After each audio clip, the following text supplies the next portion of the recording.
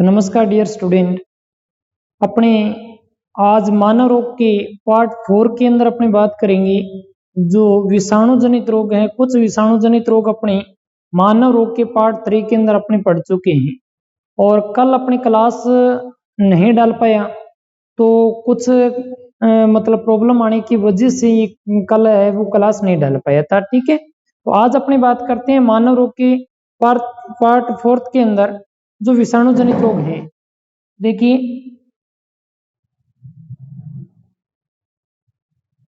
विषाणु जनित रोग मतलब जो वायरस के कारण एक व्यक्ति के शरीर से दूसरे व्यक्ति के शरीर में चले जाते हैं, विषाणु जनित रोग कहलाते हैं।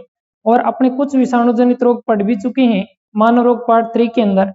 तो आज अपने मानव रोग पार्ट 4 के अंदर अपने जो बच्चे जो हैं उनके बारे में बात कर लेते हैं। देखिए, नेक्स्ट जो रोग आता है वह है हर्पीज रोग। कौन सा रोग है? हर्पीज रोग है। तो ये क्या है? एक वायरस जनित रोग है। कौन सा है? वायरस जनित रोग है या विषाणु जनित रोग बोल सकते हैं। देखिए, वायरस जनित रोग किस प्रकार का रोग है? ये एक एसटीडी रोग है। कौन सा है? एसटीडी रोग। अब देखिए, एसटीडी रोग कौन सा होता है? एसटीडी का अर्थ हो गया सेक्सुअल ट्रांसमिटेड डिसीज, मतलब एक यौन संचारित रोग कहा जा सकता है। एसटीडी को अपने क्या बोल सकते हैं? यौन संचारित रोग। यौन संचारित रोग। एसटीडी का फुल फॉर्म क्या होगा? Sexual transmitted disease. Sexual transmitted disease. और ये किस वायरस के कारण होता है? तो इसको फैलाने वाला जो वायरस है मतलब कारक है वह कौन सा है? Herpes simplex virus. Herpes simplex virus के कारण फैलता है। किस वायरस के कारण फैलता है? Herpes simplex virus. और एक इस हर्पीज रोग को फैलाने वाला वायरस और है जिसका नाम है herpes zoster virus. Herpes zoster virus के द्वारा भी हर्पीज रोग है। ये एक यौन संक्रामक रोग है जो इन दोनों वायरस के कारण फैलता है। कौन कौन से? हर्पीज सिंप्लेक्स वायरस और दूसरा कौन सा है? Herpes zoster virus. अब अगर अपनी बात करें आगे कि हर्पीज कितने प्रकार का होता है, हर्पीज रोग कितने प्रकार का होता है, तो हर्पीज रोग के प्रकार कितने होते हैं? 2 प्रकार होते हैं। कितने प्रकार होते हैं? 2 प्रकार होते हैं। और दोनों प्रकार कौन कौन से हैं? एक तो है HSV1 और दूसरा जो इसका प्रकार है वह है HSV2। तो इसके हर्पीज रोग के प्रकार पूछे जाए तो हर्पीज रोग के कितने प्रकार होते हैं? 2 प्रकार होते हैं। कौन कौन से? एक तो HSV फर्स्ट और दूसरा हो गया HSV सेकेंड। ठीक है, HSV फर्स्ट है, इसको अपने क्या बोल सकते हैं? ओरल हर्पीज भी बोल सकते हैं। क्या बोलते हैं इसको? ओरल हर्पीज भी कहा जाता है। HSV जो सेकेंड है इसको अपने क्या कहा जाएगा? जीनाइटल हर्पीज भी बोलते हैं। क्या बोलते हैं? जीनाइटल हर्पीज। अब देखिए, जो हर्पीज रोग है, हर्पीज रोग के प्रकार पूछे जाए तो कितने होंगे? 2, HSV फर्स्ट और HSV सेकेंड। HSV फर्स्ट को अपने क्या कहा जाता है? Oral herpes. और HSV सेकेंड को क्या कहा जाता है? जीनाइटल हर्पीज कहा जाता है। और हर्पीज रोग है वह एक वायरस जनित रोग है और ये एक एसटीडी रोग है, मतलब यौन संचारित रोग है। और एसटीडी का फुल फॉर्म पूछा जाए तो क्या होगा? Sexual transmitted disease. और इसके अलावा इसको फैलाने वाले कारक कौन से हैं? इसको फैलाने वाले कारक हैं हर्पीज सिंप्लेक्स वायरस और दूसरा जो वायरस है वह कौन सा है? हर्पीज जोस्टर वायरस है। और जब ये रोग होता है तो किस प्रकार के लक्षण दिखाई देते हैं? तो देखिए, लक्षण कैसे दिखाई देंगे? जब हर्पीज रोग होता है तो मुंह पर क्या होंगे? छाले होने प्रारंभ हो जाते हैं। किस प्रकार के छाले होंगे? ऐसी छाले जिनके अंदर क्या भरा होगा, पानी भरा होगा। तो मुंह पर पानी के छाले होना, मुंह पर पानी की छाले होना, छाले होना। इसके अलावा जो लसिका ग्रंथियां होती है, लसिका ग्रंथियां के अंदर क्या आ जाती है, सूजन आ जाती है। लसिका ग्रंथि में सूजन आना, लसिका ग्रंथि में क्या आ जाना, सूजन आ जाना। लसिका ग्रंथि और लसिका ग्रंथियों के अंदर जब सूजन आती है तो इससे एक रोग और होने की संभावना रहती है, जो है कैंसर रोग। और कैंसर के बारे में अगर अपनी बात करें तो ये एक प्रकार का ट्यूमर होता है जो लसिका ग्रंथिकाओं के अंदर बन जाता है। और जो लसिका ग्रंथिकाओं से संबंधित जो कैंसर होता है उसे अपने क्या कहा जाता है, लिम्फोमा कैंसर भी कहा जाता है। और इसके अलावा और किस प्रकार के लक्षण दिखाई देते हैं कि शरीर है, शरीर के अंदर जो जल की मात्रा है, जल की मात्रा में क्या आ जाती है, कमी आ जाती है। तो और लक्षण कौन सा होगा, शरीर में जल की मात्रा में कमी आना, जल की मात्रा में कमी आना। और इसके अलावा जोड़ों में दर्द रहना, जोड़ों में दर्द रहना। तो इस प्रकार के लक्षण किस रोग के लक्षण होते हैं, हर्पीज रोग के लक्षण होते हैं। और अगर अपनी बात की जाए इसका उपचार, तो उपचार किस प्रकार से किया जा सकता है, तो हर्पीज रोग का उपचार किसके माध्यम से किया जाएगा, जो एंटीवायरल मेडिसिन होती है, एंटीवायरल दवाइयां, एंटीवायरल दवाइयों के माध्यम से इसका प्रयोग, इसका उपचार किया जा सकता है। इसके अलावा देखिए बेकिंग सोडे के द्वारा भी इसका क्या किया जा सकता है, उपचार किया जा सकता है। बेकिंग सोडा जिसका रासायनिक सूत्र क्या होता है, NaHCO3, मतलब सोडियम हाइड्रोजन कार्बोनेट को क्या कहा जाता है, बेकिंग सोडा। और बेकिंग सोडा के द्वारा भी किसका उपचार किया जा सकता है, हर्पीज रोग का उपचार किया जा सकता है। इसके अलावा अपने इसका इलाज कर सकते हैं चंदन और गुलाब जल से। किससे, चंदन व गुलाब जल का प्रयोग करने से भी हर्पीज रोग को क्या किया जा सकता है, प्रतिबंधित किया जा सकता है। इसके अलावा एलोवेरा जेल का भी यूज किया जाता है, एलोवेरा जेल का भी प्रयोग किया जाता है। समझा की बात। तो देखिए हर्पीज रोग, हर्पीज रोग क्या है, एक वायरस जनित रोग है। किस श्रेणी में आता है, एसटीडी रोग या यौन संचारित रोग बोल सकते हैं, जिसको अपने सेक्सुअल ट्रांसमिटेड डिजीज कहा जाता है। इसको फैलाने वाले कारक कौन कौन से, हर्पीज सिंप्लेक्स वायरस है और दूसरा कौन सा है, हर्पीज जोस्टर वायरस।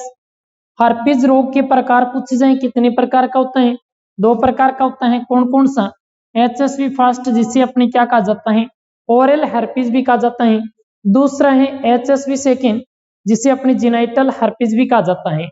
और जब ये रोग होता है तो ये किसके कारण से फैलता है, ये फैलता है संक्रमित यौन संबंध से। किससे, संक्रमित यौन संबंध बनाने से ये रोग हो जाता है। संक्रमित यौन संबंध बनाने से कौन सा रोग होता है, हर्पीज रोग होता है। इसी कारण इसे क्या कहा जाता है, यौन संचारित रोग भी कहा जाता है। और जब हर्पीज रोग होता है तो किस प्रकार के लक्षण दिखाई देते हैं, मुंह पर पानी के छाले निकल आते हैं, लसिका ग्रंथियों में क्या आ जाती है, सूजन आ जाती है, शरीर में जल की मात्रा में कमी आ जाती है, जोड़ों में दर्द रहने लगता है।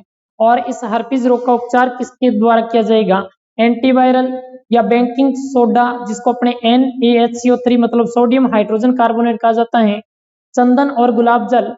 और इसके अलावा एलोवेरा जेल भी हर्पीज के उपचार के अंदर क्या किया जाता है, प्रयुक्त किया जाता है। समझा की बात। अब अपनी देखो अगर नोट करना है तो नोट कर लीजिए, हाँ फटाफट कर लीजिए।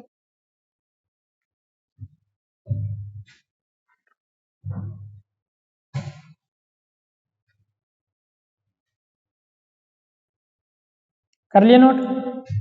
अब देखिए नेक्स्ट जो वायरस जनित रोग है वह कौन सा है, यह है जापानी इंसेफ्लाइसिस रोग, जिसको अपने जापानी बुखार भी कहा जाता है। क्या कहते हैं, जापानी बुखार भी कहा जाता है। तो नेक्स्ट रोग के बारे में अपनी बात करें तो नेक्स्ट जो वायरस जनित रोग है वह है जापानी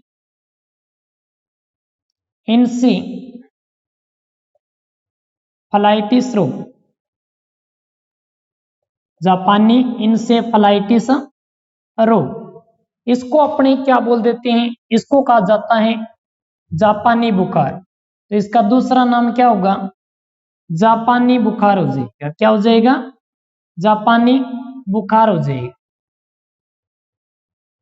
अब देखिए ये भी क्या है, एक वायरस जनित रोग है। क्या है, वायरस जनित रोग है, मतलब विषाणु के द्वारा फैलने वाला रोग है।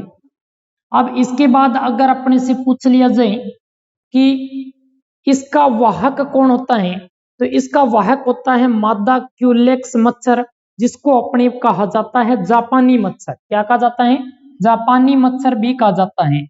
तो इसका जो वाहक होगा, वाहक कौन हो जाएगा, मादा क्यूलेक्स मच्छर, मादा क्यूलेक्स मच्छर, जिसको अपने क्या बोला जाता है, जापानी मच्छर भी कहा जाता है। क्या कहेंगे, जापानी मच्छर। अब देखिए यह किस वायरस के कारण होता है, तो वायरस की अगर अपनी बात करें तो जापानी इंसेफ्लाइटिस रोग है, इसको फैलाने वाला जो वायरस या जो कारक है वह इंसेफ्लाइटिस वायरस। कौन सा, इंसेफ्लाइटिस वायरस के कारण कौन सा रोग होता है, जापानी बुखार होता है, जिसे अपने क्या कहा जाता है, जापानी इंसेफ्लाइटिस रोग भी कहा जाता है।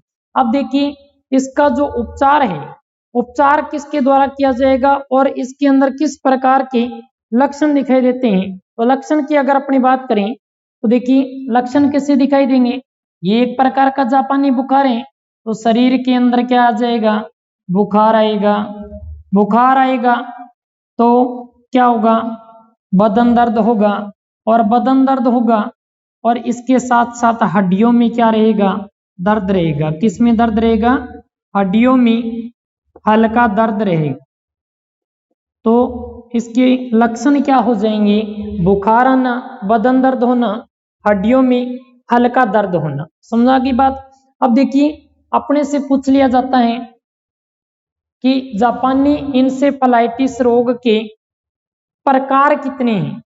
अगर इसके प्रकार पूछे जाएं तो जापानी इंसेफ्लाइटिस रोग के बुखार के जो प्रकार हैं वे कितने होते हैं, दो प्रकार होते हैं। एक तो होता है प्राथमिक, या इसको अपने क्या बोल देते हैं, प्राइमरी बोल देते हैं। क्या बोल देते हैं, प्राइमरी। और दूसरा होता है सेकेंडरी। दूसरा कौन सा होगा, सेकेंडरी। तो जापानी इंसेफ्लाइटिस रोग के प्रकार पूछे जाए तो कितने होंगे, दो। कौन कौन से, प्राइमरी और सेकेंडरी। अब देखिए इसका उपचार, उपचार किस प्रकार से किया जा सकता है, उपचार इसका किस प्रकार से किया जाएगा, एंटीबायोटिक्स से। किससे, एंटीबायोटिक्स जो दवाइयां हैं उसके माध्यम से अपने इसका क्या कर सकते हैं, उपचार कर सकते हैं। और इसके अलावा कौन सी मेडिसिन यूज की जाती है इनके उपचार के लिए, सल्फा ड्रग्स, सल्फा ड्रग्स का भी प्रयोग किया जाता है। किस रोग के उपचार के लिए, जापानी इंसेफ्लाइटिस रोग के उपचार के लिए। देखिए जापानी इंसेफ्लाइटिस रोग का दूसरा नाम क्या है, जापानी बुखार, और ये एक वायरस के कारण होने वाला रोग है। और इसका वाहक पूछा जाए तो कौन सा होगा, मादा क्यूलेक्स मच्छर, जिसे अपने क्या बोल देते हैं, जापानी मच्छर कहा जाता है। और इसको फैलाने वाला जो कारक है वह कौन सा है, इंसेफ्लाइटिस वायरस है। और इसके लक्षण कैसे दिखाई देंगे, बुखार आएगा, बदन दर्द रहता है, हड्डियों में हल्का दर्द होने लगता है। और जापानी इंसेफ्लाइटिस रोग के प्रकार पूछे जाए तो क्या कितने होंगे, दो होंगे। एक तो प्राइमरी हो जाएगा, दूसरा सेकेंडरी हो जाएगा। और इसके बाद इसका उपचार पूछा जाए, उपचार किया जा सकता है एंटीबायोटिक्स से और सल्फा ड्रग्स के माध्यम से। जापानी इंसेफ्लाइटिस रोग का क्या किया जा सकता है, उपचार किया जा सकता है। तो ये बात भी समझ में आ गई होगी, तो फटाफट नोट करना है तो नोट कर लीजिए, शाबाश जल्दी कीजिए।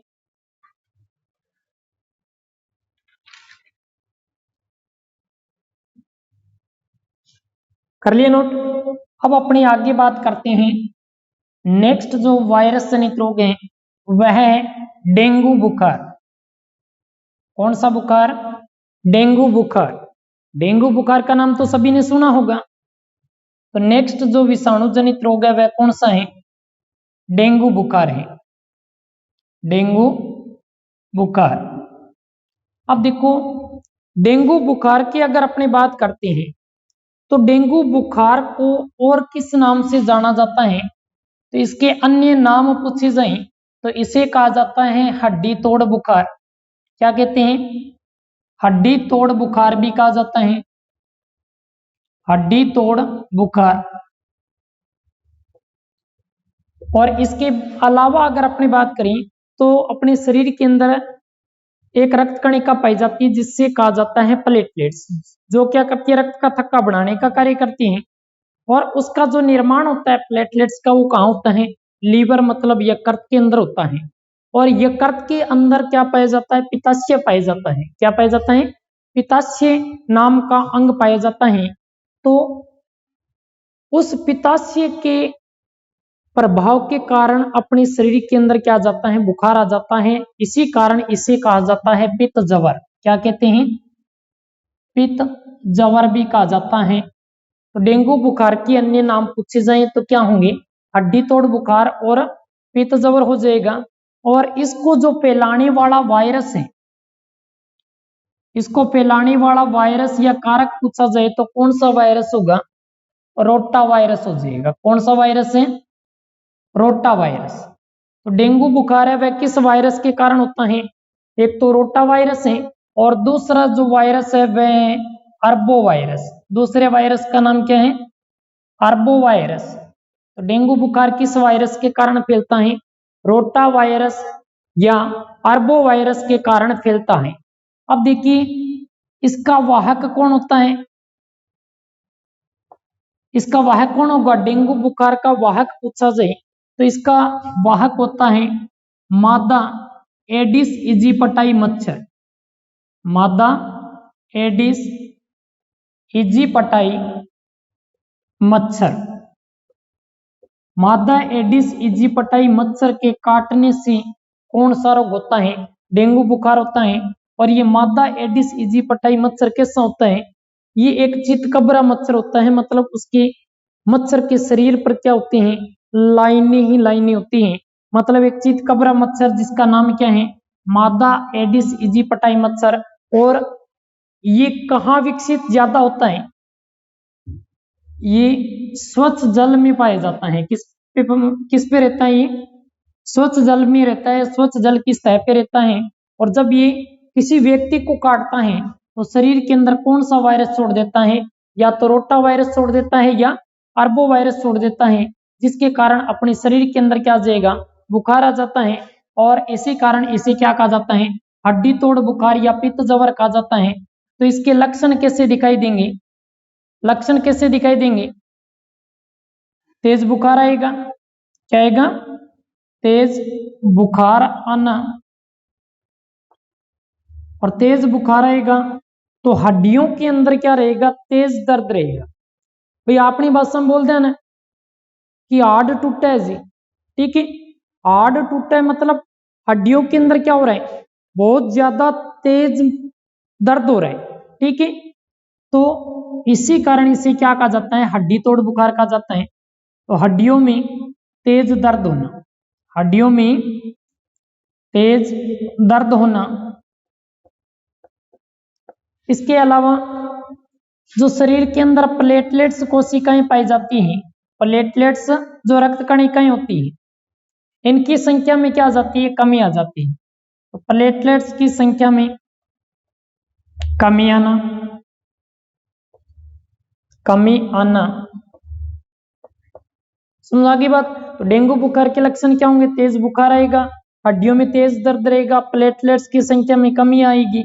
इसके अलावा सिर दर्द होगा। ठीक है, तो ये इस प्रकार के लक्षण किसके हैं? डेंगू बुखार के हैं। अब देखिए, डेंगू बुखार का अपने उपचार किस प्रकार से किया जा सकता है?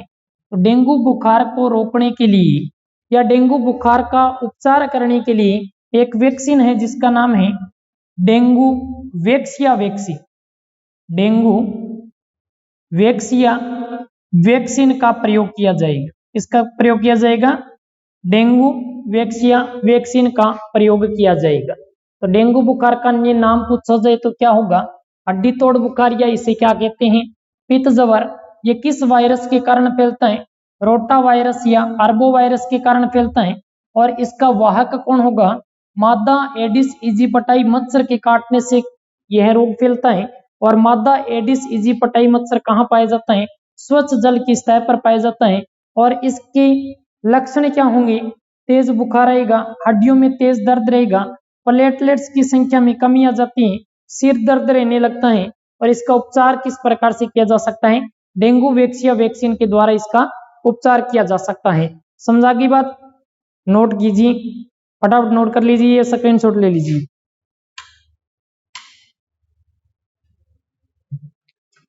अब अपने आगे बात करते हैं किसके बारे में? नेक्स्ट जो वायरस जनित रोग है वह है पोलियो रोग। कौन सा रोग है? पोलियो रोग।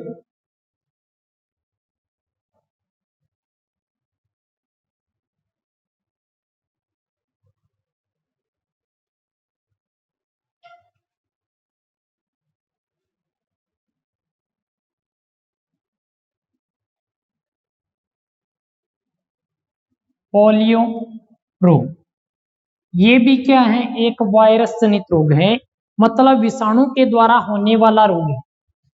इसे किस श्रेणी में रखा जाएगा? वायरस जनित रोग। कौन सा रोग है ये? वायरस जनित रोग है। ये किस वायरस के कारण होता है? तो इसका कारक है पोलियो वायरस। कौन सा वायरस है? पोलियो वायरस है। अब देखो, जब ये पोलियो रोग होता है तो इसका प्रभाव किस पर पड़ता है? इसका प्रभाव पड़ता है पूरे तंत्रिका तंत्र पर और इसके अलावा लसिका ग्रंथियों पर। तो इससे प्रभावित होने वाले अंग कौन से हैं? इससे प्रभावित होने वाले अंग कौन से हैं? तंत्रिका तंत्र, तंत्रिका तंत्र और लसिका ग्रंथि और लसिका ग्रंथियां।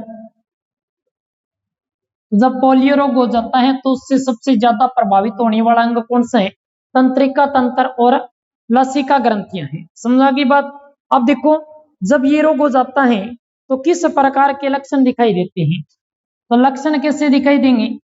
तो पोलियो रोग से जो ग्रस्त व्यक्ति होता है, ग्रस्त बालक होता है, वो क्या होगा? मंदबुद्धि बालक होगा। कैसा होगा? मंदबुद्धि बालक होगा। हाथ पैर है, इनकी हड्डियां क्या हो जाती है? टेढ़ी मेढ़ी हो जाती है। मतलब हाथ पैर क्या हो जाना? टेढ़े मेढ़े हो जाना। किस रोग के लक्षण है? पोलियो रोग के लक्षण है। तो देखिए इसके लक्षण कैसे होंगे? हाथ पैर टेढ़े मेढ़े होना, टेढ़े मेढ़े होना। इसके अलावा अगर दूसरा लक्षण देखें तो मंदबुद्धि होना, मंदबुद्धि होना। और यह रोग है, ये किस में होता है? विशेषकर यह रोग किस में होता है? बच्चों में होने वाला रोग है। किस में होता है? बच्चों में होने वाला रोग है। अधिकतर ये रोग किस में होता है? बच्चों में होता है। तो देखिए जी, अब इसका उपचार किस प्रकार से करेंगे? तो देखिए उपचार, देखिए उपचार क्या रहेगा इसका। उपचार की अगर अपनी बात करते हैं तो उपचार को लेके अगर अपनी बात करें तो एक तो आती है पोलियो वैक्सीन और एक आती है पोलियो ड्रॉप। मतलब पोलियो ड्रॉप कौन सी? 2 बूंद जिंदगी की। ये स्लोगन सुना होगा, जो किससे संबंधित है? पोलियो रोग से संबंधित है।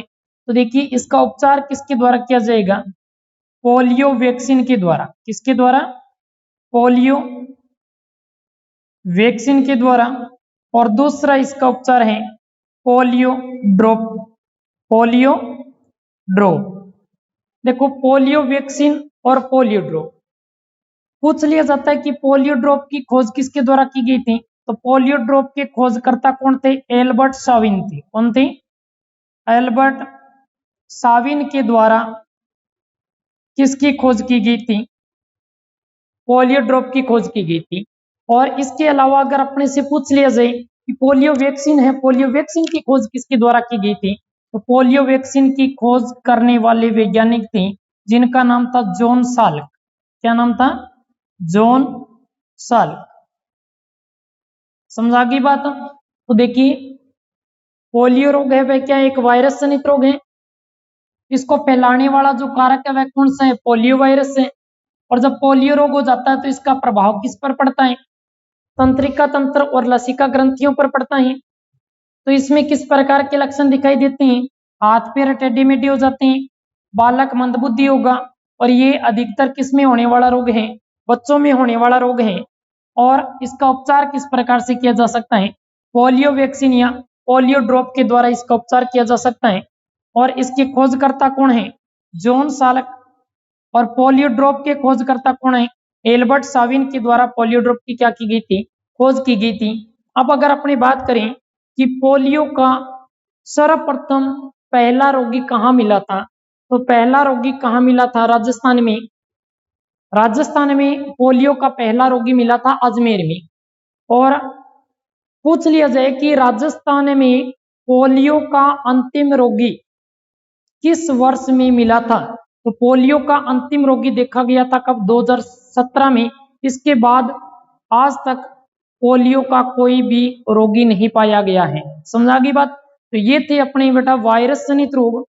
और अब अपने आगे बात करेंगे किसके? जीवाणु जनित रोगों के बारे में। ये नोट करना है तो नोट कर लीजिए, शाबाश, या स्क्रीनशॉट ले लीजिए।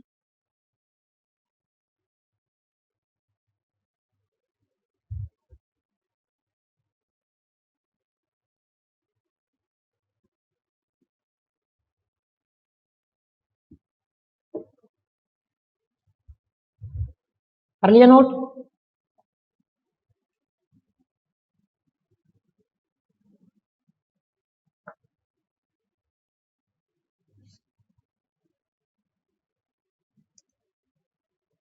हाँ जी। अब अपने आगे बात करते हैं किसके बारे में? वायरस जनित रोगों के बारे में अपने पढ़ा। अब अपने आगे पढ़ते हैं जीवाणु जनित रोग। संक्रामक रोग का जो दूसरा प्रकार है वह कौन सा है? जीवाणु जनित रोग। दूसरा प्रकार कौन सा है? जीवाणु जनित रोग। अब देखो जीवाणु जनित रोग या इनको अपने क्या बोलते हैं? बैक्टीरिया जनित रोग भी बोल सकते हैं। बैक्टीरिया किसको कहते हैं? जीवाणु को कहा जाता है। जो जीवाणुओं या बैक्टीरिया के माध्यम से एक व्यक्ति के शरीर से दूसरे व्यक्ति के शरीर में फैलते हैं वे क्या कहलाएंगे? वे संक्रामक रोग कहलाएंगे, जीवाणु जनित रोग। समझा गई बात?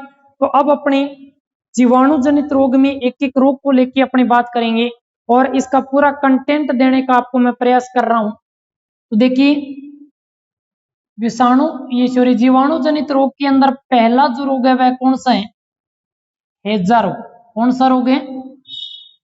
हैजा रोग। देखो यह एक क्या है? जीवाणु जनित रोग। ये किसके कारण फैलता है? या तो अपने दूषित जल का सेवन करेंगे या दूषित भोजन का प्रयोग करेंगे तो उसके कारण कौन सा रोग हो जाता है? हैजा रोग हो जाता है। और इसका प्रभाव किस पर पड़ता है? यकृत पर, मतलब लीवर पर पड़ता है। और जब लीवर पर इसका प्रभाव पड़ता है तो इसके कौन से लक्षण दिखाई देने लगते हैं?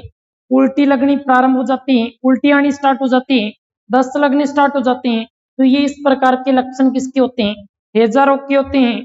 तो देखिए कारक अगर पूछा जाए इसका कारक कौन सा होगा, तो हैजा रोग का कारक कौन सा होगा? विब्रियो कोलेरी नामक जीवाणु होगा। विब्रियो कोलेरी नामक जीवाणु के कारण कौन सा रोग होता है? हैजा रोग होता है। तो देखिए इसका जो वाहक होगा, वाहक कौन होगा? हैजा रोग किसके कारण फैलता है? दूषित जल और दूषित भोजन के कारण फैलता है। किसके कारण फैलता है? दूषित जल और दूषित भोजन के कारण फैलने वाला रोग कौन सा है? हैजा रोग है। और इसको फैलाने वाला जीवाणु मतलब कारक कौन सा होगा? विब्रियो कोलेरी नामक जीवाणु। कौन सा जीवाणु हो जाएगा? विब्रियो कोलेरी नामक जीवाणु। तो ये किस जीवाणु के कारण फैलता है? विब्रियो कोलेरी नामक जीवाणु के कारण फैलता है। और जब हैजा रोग होता है तो इसका प्रभाव किस अंग पर पड़ता है? इसका प्रभाव किस अंग पर पड़ता है? इसका प्रभाव पड़ता है यकृत पर। किस पर? यकृत पर, या इसको अपने क्या बोल देते हैं, लीवर भी बोल सकते हैं। ठीक है। और जब यकृत पर इसका प्रभाव पड़ता है तो उल्टी लगनी स्टार्ट हो जाती है, दस्त लगने स्टार्ट हो जाती है। तो किस प्रकार के लक्षण दिखाई देंगे? लक्षण कैसे दिखाई देंगे?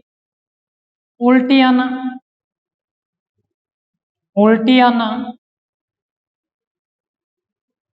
दस्त लगना,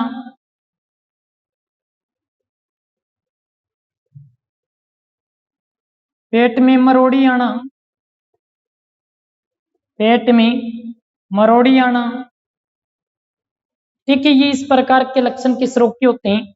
हैजा रोग के होते हैं। समझा की बात? और इसका अपने उपचार किस प्रकार से किया जा सकता है? इसका उपचार अपने कर सकते हैं एंटीपायरेटिक्स नामक मेडिसिन के द्वारा। किसका उपचार किया जा सकता है? हैजा रोग का। तो देखिए उपचार क्या होगा इसका? एंटीपायरेटिक्स, एंटीपायरेटिक्स दवाइयों के माध्यम से किस रोग का उपचार किया जा सकता है? हैजा रोग का उपचार किया जा सकता है। देखिए वाहक क्या होगा इसका? किसके कारण फैलता है हैजा रोग? दूषित जल और भोजन के कारण फैलता है। और इसको फैलाने वाला कारक या जीवाणु कौन सा है? विब्रियो कोलेरी नामक जीवाणु के कारण फैलता है। और हैजा रोग होने पर इसका प्रभाव किस अंग पर पड़ता है? यकृत अर्थात लीवर पर पड़ता है। और लक्षण की बात की जाए, हैजा रोग होने पर किस प्रकार के लक्षण दिखाई देंगे? उल्टी आना स्टार्ट हो जाती है, दस्त लगना, पेट में मरोड़ी आना। इसके अलावा निर्जलीकरण, ये भी एक हैजा रोग का लक्षण होता है। कौन सा? निर्जलीकरण। और इसका उपचार किस प्रकार से किया जा सकता है? एंटीपायरेटिक्स मेडिसिन का प्रयोग करके इसका उपचार किया जा सकता है। समझा की बात? फटाफट नोट कीजिए, या स्क्रीनशॉट लेना चाहे तो स्क्रीनशॉट ले सकते हैं। शाबाश, जल्दी कीजिए।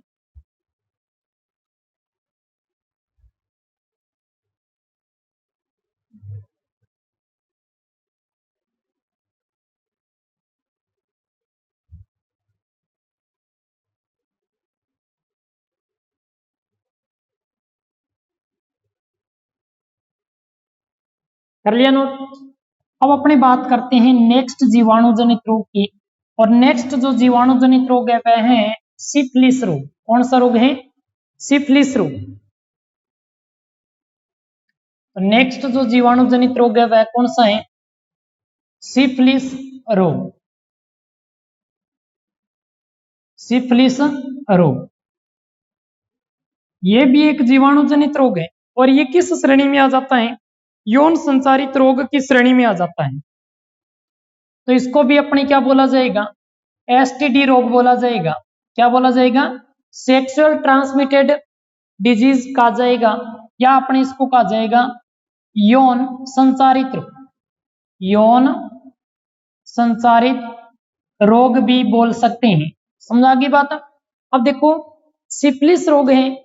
सिफिलिस रोग एक एसटीडी रोग है। ये किस वायरस के कारण फैलता है? तो ये किस वायरस के कारण फैलता है? ये फैलता है ट्रिपोनिमा पैलिडम नामक जीवाणु के कारण। तो इसको फैलाने वाला कारक या जो जीवाणु है वह कौन सा है? ट्रिपोनिमा पैलिडम, ट्रिपोनिमा पैलिडम नामक जीवाणु के कारण फैलता है। और इसका वाहक कौन होगा? इसका वाहक होता है संक्रमित यौन संबंध। किससे फैलता है ये? यौन संबंध बनाने से। किस प्रकार का यौन संबंध होगा? संक्रमित यौन संबंध बनाएंगे। तो संक्रमित यौन संबंध बनाने से कौन सा रोग हो जाता है? सिफिलिस रोग हो जाता है। और जब यह रोग होता है तो इसमें किस प्रकार के लक्षण दिखाई देते हैं? किस प्रकार के लक्षण दिखाई देते हैं? जो जनन अंग होते हैं, जैसे कि सीसन हो गया, मादा योनि हो गई, वर्षण हो गया, अंडाशय हो गया, ठीक है, इनके अंदर क्या हो जाते हैं, घाव हो जाते हैं। और घाव आने के कारण इनके अंदर क्या जाती है, सूजन आ जाती है। इसी कारण सिफिलिस रोग को सुजाक रोग भी कहा जाता है। तो लक्षण कैसे दिखाई देंगे, जननांगों में घाव हो जाना,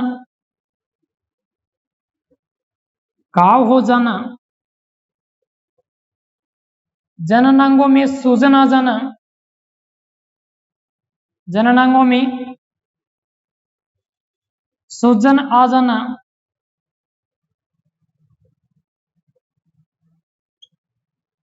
त्वचा पर चकत्ते बन जाना, त्वचा पर चकत्ते बनना, चकत्ते बनना। और इसके अलावा जो लक्षण दिखाई देते हैं, तो शरीर की जो अधिकतर भाग हैं, अधिकतर भागों पर लाल रंग के या लालिमा वाले क्या होते हैं, प्यूपिल्स बनते हैं, जिनको अपने फुंसियां कहा जाता है। तो शरीर के अधिकतर भागों पर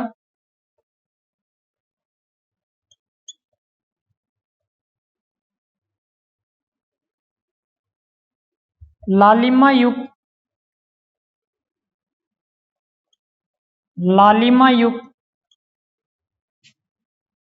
फुंसिया हो जाना, ये भी क्या है, एक सिफिलिस रोग का लक्षण है। इसके अलावा अगर अपने बात करें, तो इसके अलावा जो हाथ की जो त्वचा है, तो हाथ की त्वचा पर भी घाव हो जाते हैं, जिसको अपने त्वचीय घाव या इनको कहा जाता है व्रण। तो हाथ की त्वचा पर घाव हो जाना, हाथ की त्वचा पर घाव हो जाना, जिसे अपने क्या बोल सकते हैं, व्रण कहा जाता है। क्या कहते हैं, व्रण कहा जाता है। समझा की बात। तो किस प्रकार के लक्षण दिखाई देंगे सिफिलिस रोग होने पर, जननांगों में क्या हो जाते हैं, घाव हो जाते हैं, जननांगों में क्या हो जाते हैं, सूजन आ जाती है, त्वचा पर चकत्ते बनने स्टार्ट हो जाते हैं, और शरीर के अधिकतर भागों पर क्या आ जाती है, लाल रंग की फुंसियां निकलनी प्रारंभ हो जाती है, और हाथ की त्वचा पर क्या हो जाते हैं, घाव हो जाते हैं, जिन्हें अपने क्या कहा जाता है, व्रण कहा जाता है। और इसका अगर अपने उपचार करेंगे, तो उपचार किस प्रकार से किया जा सकता है, उपचार करेंगे अपने इसका सिफ्लॉक्स के द्वारा। किसके द्वारा, सिफ्लॉक्स दवाई के द्वारा या सिफ्लॉक्स ड्रग्स के द्वारा इसका क्या किया जा सकता है, उपचार किया जा सकता है। समझा की बात। और सिफिलिस रोग को जननांगों में सूजन होने के कारण क्या कहा जाता है, सुजाक रोग भी कहा जाता है। क्या कहा जाता है, सुजाक रोग भी कहा जाता है। तो सिफिलिस रोग या सुजाक रोग कौन सा रोग है, एक जीवाणु जनित संक्रामक रोग है, जिसे अपने यौन संचारित रोग की श्रेणी में रखते हैं। मतलब सेक्सुअल ट्रांसमिटेड डिजीज कहा जाता है, एसटीडी रोग कहा जाता है। और इसको फैलाने वाला जीवाणु कौन सा है, ट्रिपोनिमा पैलिडम नामक जीवाणु के कारण कौन सा रोग होता है, सिफिलिस या सुजाक रोग होता है। और वह कौन होगा, जब अपने द्वारा संक्रमित यौन संबंध बनाएंगे, तो कौन सा रोग हो सकता है, सिफिलिस रोग हो सकता है। और इसके लक्षण कैसे दिखाई देंगे, जननांगों में क्या हो जाते हैं, घाव हो जाते हैं, जननांगों में क्या हो जाती है, सूजन आ जाती है, त्वचा पर सफेद चकत्ते बनने स्टार्ट हो जाते हैं, और शरीर के अधिकांश भागों पर क्या हो जाती है, लालिमा युक्त फुंसियां हो जाती हैं, और हाथ की त्वचा पर घाव हो जाते हैं, जिनको अपने त्वचीय घाव कहा जाता है। और उन त्वचीय घाव को क्या बोला जाता है, व्रण बोला जाता है। और इसका उपचार सिफ्लॉक्स ड्रग्स या सिफ्लॉक्स दवाई के माध्यम से इसका क्या किया जा सकता है, उपचार किया जा सकता है। समझा की बात, तो नोट कर लीजिए या स्क्रीनशॉट ले लीजिए।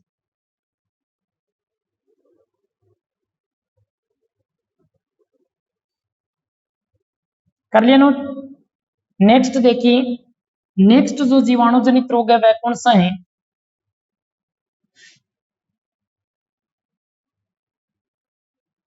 नेक्स्ट जो जीवाणु जनित रोग है वह है रेनबो ट्राउट रोग। कौन सा है, रेनबो ट्राउट रोग, रेनबो ट्राउट रोग। ये भी क्या है, एक जीवाणु जनित रोग है। ये भी क्या है, एक जीवाणु जनित रोग है। और इसको फैलाने वाला जो जीवाणु या कारक है वह कौन सा है? यह फैलता है रेनबो ट्राउट नामक जीवाणु के कारण। किसके कारण फैलता है? रेनबो ट्राउट नामक जीवाणु के कारण फैलता है। समझा गई बात? और इसका जो प्रभाव है वह किस पर पड़ता है? इसका प्रभाव किस अंग पर पड़ता है? तंत्रिका तंत्र पर। किस पर पड़ता है? तंत्रिका तंत्र पर पड़ता है। और जब तंत्रिका तंत्र पर इसका प्रभाव पड़ता है तो देखो, कई बार आपने देखा होगा कि जैसे अपने कोई गिलास वगैरह के माध्यम से अपने पानी पीते हैं, तो जैसे अपने गिलास को हाथ में पकड़ते हैं या किसी वस्तु को हाथ में पकड़ते हैं तो अपने हाथ में क्या होता है? वाइब्रेट होने लगता है, कंपन होने लगता है।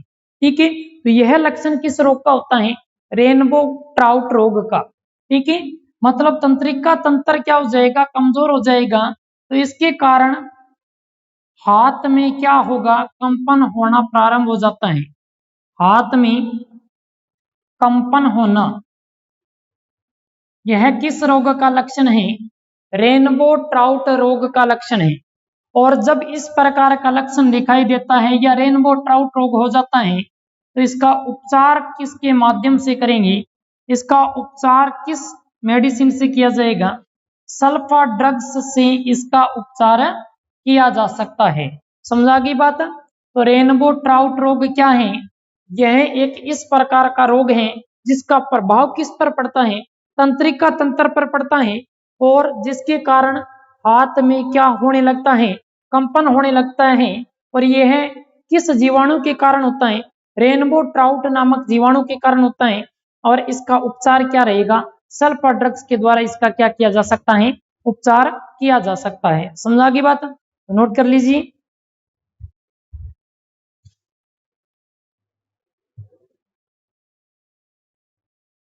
कर लिया नोट? नेक्स्ट जो रोग है जीवाणु जनित रोग की श्रेणी में, वह न्यूमोनिया। न्यूमोनिया नंबर 4 जो जीवाणु जनित रोग है वह न्यूमोनिया। न्यूमोनिया रोग का नाम सुना होगा सभी ने। तो देखिए, न्यूमोनिया रोग क्या है? न्यूमोनिया रोग किस जीवाणु के कारण फैलता है? यह फैलता है डिप्लोकोक्स न्यूमोनी नामक जीवाणु के कारण। तो इसको फैलाने वाला कारक या जीवाणु कौन सा है? डिप्लोकोक्स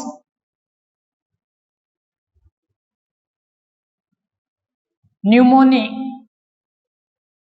नामक जीवाणु के कारण कौन सा रोग होता है? न्यूमोनिया रोग होता है। और ये एक जीवाणु जनित रोग है।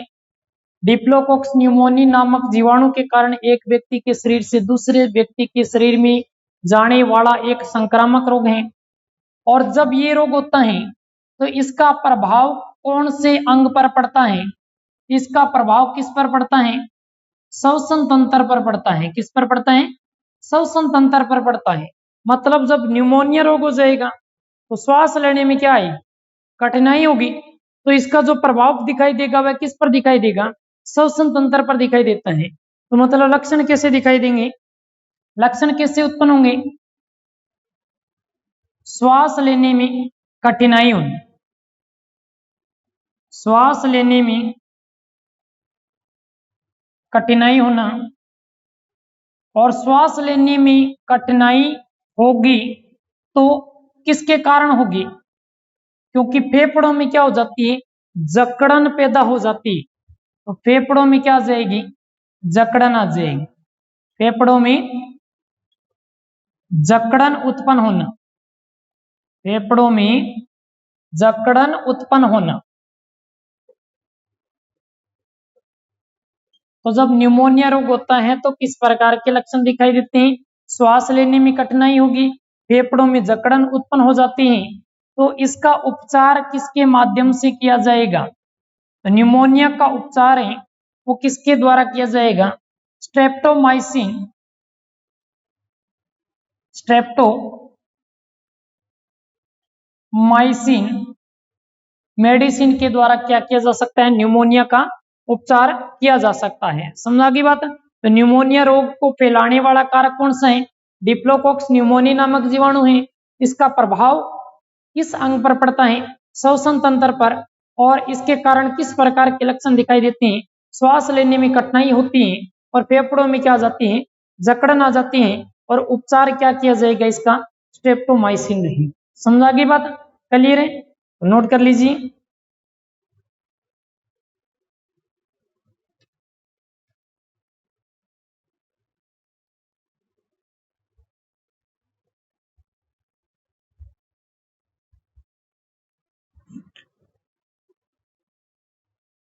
कर लिया नोट। नेक्स्ट अपने जीवाणु जनित रोग के अंदर अपने बात करते हैं टाइफाइड। किसकी? टाइफाइड। नेक्स्ट जो जीवाणु जनित रोग है वह कौन सा है? टाइफाइड। टाइफाइड रोग को अन्य किस नाम से जाना जाता है? इसे कहा जाता है मियादी बुखार। क्या कहा जाता है? मियादी बुखार। मियादी बुखार मतलब लंबे समय तक शरीर के अंदर इसका प्रभाव रहता है। और मान लो जून जुलाई के अंदर अगर अपने को ये बुखार होता है तो आगे 1 साल बाद फिर जून जुलाई का समय आने पर भी ये बुखार हो सकता है। तो इसी कारण इसे क्या कहा जाएगा? मियादी बुखार। और इसके अलावा इसे कहा जाता है आंत्रज्वर। क्या कहा जाएगा? आंत्रज्वर भी कहा जाता है। अब देखिए टाइफाइड रोग है वह किस जीवाणु के कारण फैलता है? तो इसको फैलाने वाला कारक या जो जीवाणु है वह कौन सा है? वह सल्फोनेला टाइफी नामक जीवाणु। कौन सा है? सल्फोनेला टाइफी नामक जीवाणु के कारण कौन सा रोग होता है? कौन सा रोग हो जाता है? टाइफाइड रोग हो जाता है। अब देखिए टाइफाइड रोग होने पर इसका प्रभाव किन अंगों पर पड़ता है? इसका जो प्रभाव पड़ता है वह किस अंग पर पड़ेगा? आंत पर पड़ता है। किस पर? आंत पर पड़ता है। और आंत पर पड़ता है इसी कारण इसे क्या कहा जाता है? आंतरज्वर। या इसे अपने क्या बोल सकते हैं? आंत पर पड़ने के अलावा दूसरा जो प्रभाव पड़ता है वह किस पर पड़ता है? यकृत पर पड़ता है। किस पर पड़ता है? यकृत पर पड़ता है। तो देखिए लक्षण किस प्रकार के दिखाई देंगे? लक्षण की अगर अपनी बात करें तो इसमें क्या आता है? बुखार आता है। बुखार आना, चक्कर आना, कमजोरी आना, कमजोरी आना। इसके अलावा अगर अपनी बात करें जब शरीर के अंदर कमजोरी आती है तो कमजोरी आने का पीछे कारण क्या है? जो लीवर है, लीवर भी क्या हो जाता है? कमजोर हो जाता है। और जब लीवर कमजोर होता है तो लीवर कमजोर होने के कारण ही बार बार कौन सा रोग होता है? टाइफाइड रोग होता है। कौन सा रोग होता है? टाइफाइड रोग होता है। तो इसका उपचार अपने किसके द्वारा किया जा सकता है? एंटीबायोटिक्स मेडिसिन के द्वारा और एंटीपायरेटिक्स मेडिसिन के द्वारा इसका क्या किया जा सकता है? उपचार किया जा सकता है। तो उपचार के लिए कौन सी मेडिसिन रहेगी? एंटीबायोटिक्स, एंटीबायोटिक्स और एंटीपायरेटिक्स। एंटीपायरेटिक्स मेडिसिन के द्वारा किसका उपचार किया जा सकता है? टाइफाइड का उपचार किया जा सकता है। तो टाइफाइड का अन्य नाम पूछा जाए तो क्या होगा? मियादी बुखार या आंतरज्वर। इसको फैलाने वाला कारक या जीवाणु कौन सा है? सल्फोनेला टाइफी नामक जीवाणु है। और इसका प्रभाव किन अंगों पर पड़ता है? आंत पर और यकृत पर मतलब लीवर पर। और लक्षण कैसे दिखाई देते हैं? बुखार आने लगता है, चक्कर आएगा, कमजोरी आना, लीवर कमजोर हो जाना, सिर दर्द होना, यही इस प्रकार के लक्षण किस रोग के हैं? टाइफाइड रोग के। और उपचार किस के माध्यम से किया जाएगा? एंटीबायोटिक्स और एंटीपायरेटिक्स के द्वारा इसका क्या किया जा सकता है? उपचार किया जा सकता है। समझा गई बात? अब अपने नेक्स्ट जो बचे हुए जीवाणु जनित रोग हैं ये अपने आगे के पार्ट में पढ़ेंगे। तब तक के लिए गुड बाय।